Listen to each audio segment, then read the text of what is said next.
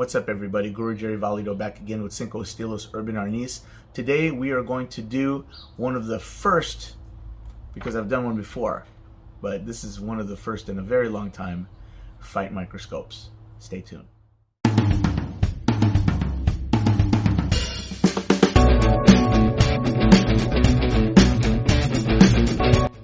Hey everyone, thanks for tuning in again. So what is a fight microscope? Well, everybody online has seen where martial artists or experts will break down a fight video and talk about the do's and don'ts, what was done right, what was done wrong, and that's what we're going to do today. But we're going to look at it from the aspect of Cinco Estilos Urban Arnis, in the fact that this particular incident actually happened in Chinatown about a week and a half to 2 weeks ago at the time of this recording. Good news is that the victim survived, and he survived, in my opinion, because he fought back. Now, it doesn't say in the news report whether or not this individual was trained in any type of martial art, but he did everything right. So that's why I kind of wonder if he did have some training maybe in the past or whatever, but that's neither here nor there. That's not the point. The point is that he survived and he did things the right way. Now, the victim did receive some stab wounds, but again, not so severe that he wasn't able to fight back. So let's look at that news clip, and you can kind of see the situation I'm talking about. The person put his hands up and like he was trying to block him or something. He said he tried to move out of the way, and then the guy grabbed him and started punching him. William Yu is in the gray t-shirt. A passerby caught cell phone video of Yu after he wrestled his attacker to the ground. Is that knife? You can see a knife in the transient's hand. He wrestles him to the ground, and then that's when he realized that the guy had a knife in his hand and he wasn't getting punched, he was getting stabbed. William Yu was rushed to the hospital. He was struck at least 8 times on one side of his head and neck and shoulder. Yu's attacker was arrested on the scene. Police say he is 50-year-old Timothy Mears, and he is being held for felony mayhem. And not just homeless, but violent homeless. And although this family can't do anything to change what happened, they hope this attack is a reminder to us all to not only watch our surroundings and demand change, but also to do better when it comes to helping each other. I understand it's a scary situation. People don't usually want to get involved when something's going on like that, but I just wish they did. Okay, so I'm not going to make this into a grappling critique, because why? Well, I'm not a grappler, okay? I'm a weapons guy. So we're going to look at it from the point of view of a weapons guy. The victim was not really grappling, not in my opinion. He was basically trying to not get stabbed again. And as I go into the actual reenactment, you're going to hear me talk about how great the check hand was in this particular scenario. He had this guy's arm checked out in the perfect position for that situation. So let's get into it, and we can look at this a little closer.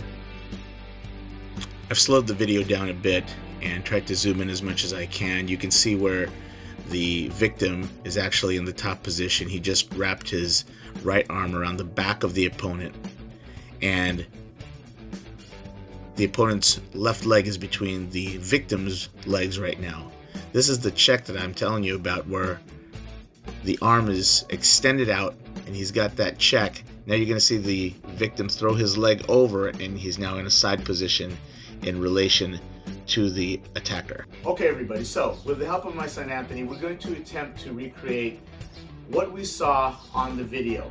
Okay, this is my aluminum pocket stick. We're going to use this as the knife. I think it'll pick up nicely on video. So he's going to have the knife in his hand. All right, so at one portion of the video, the victim is actually on top. He's got the top position in the scenario. Now, again, I want to reiterate, I'm not a grappler, so I'm not going to be using any kind of grappling terminology or things of that nature. I'm just going to try to give you like positions, all right? So, on the video, he's got his right hand around the back of the guy's head, and he's got his left hand checking the guy's wrist. The guy has the attacker, the homeless guy, has the knife in his right hand. And he's actually checking it on the ground. They're kind of like this. Now, we can't really recreate it completely because there was a curve. It looks like they were like on the corner of a, or I should say at the edge of a sidewalk, where they were kind of rolling off the sidewalk. So we'll do our best here. All right, I put a basketball right here to kind of simulate where the guy's body was. He was kind of rolled over like this, like that, okay? And this was checked out here. In this position, my left leg is actually between both of his legs. It looked like the victim's weight was fully on top of the attacker. He was doing a really good job, as I said, checking before, but the guy was still fighting. All right, so let's go back to this position for a second and look at what the guy could have probably done a little differently. Okay, now, granted, again, this is a basketball, it's not a curb on the street, but it's sort of simulating the position that the attacker was in when he was kind of tilted over. The victim had his arm or his hand behind his head. My leg is in between his legs right now. So in this position right here, we're in the perfect setup for what's called a shoulder bump, okay?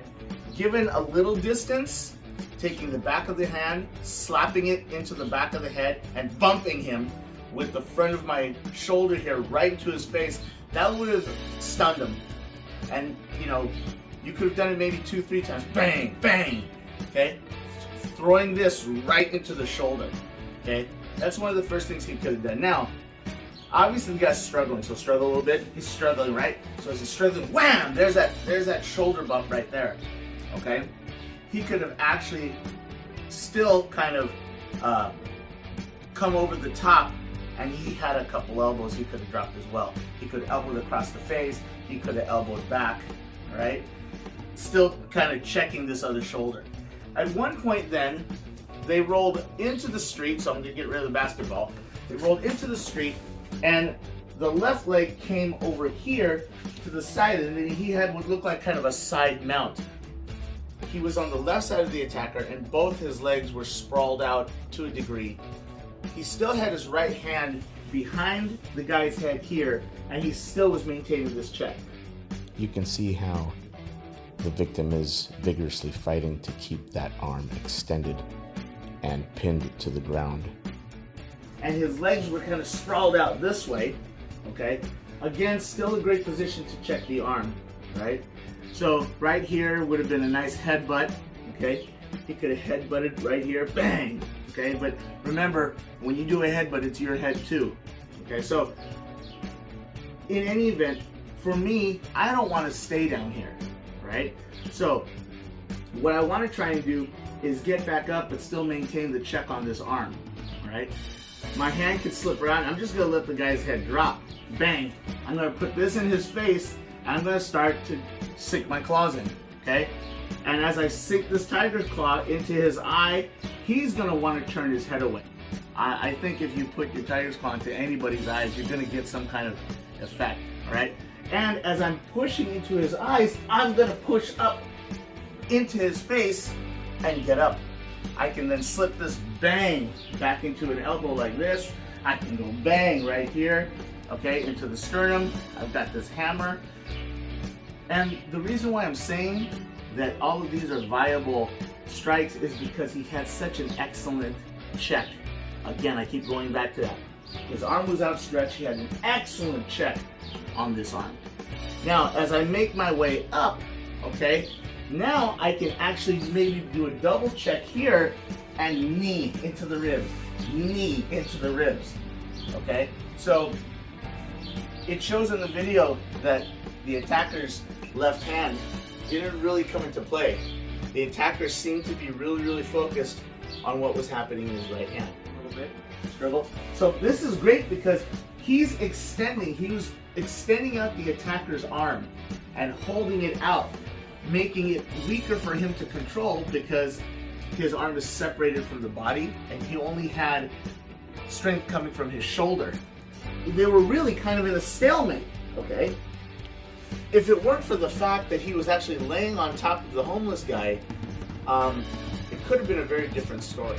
All right, in the final part of the video, as the car is passing by, we see that the victim is now on top of the attacker again, except now the attacker has completely rolled over.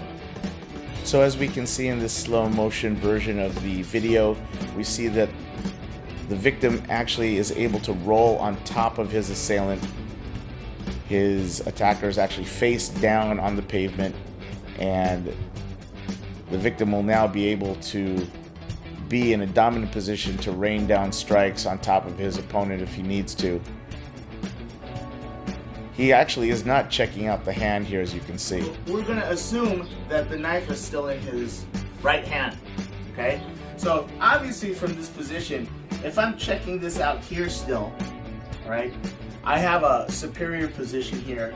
I can drop elbows, bang, okay? I can drop elbows here. Again, I've got this ear rip that I'm so fond of, where I can pull here, palm strike. I just have to keep this hand checked, okay?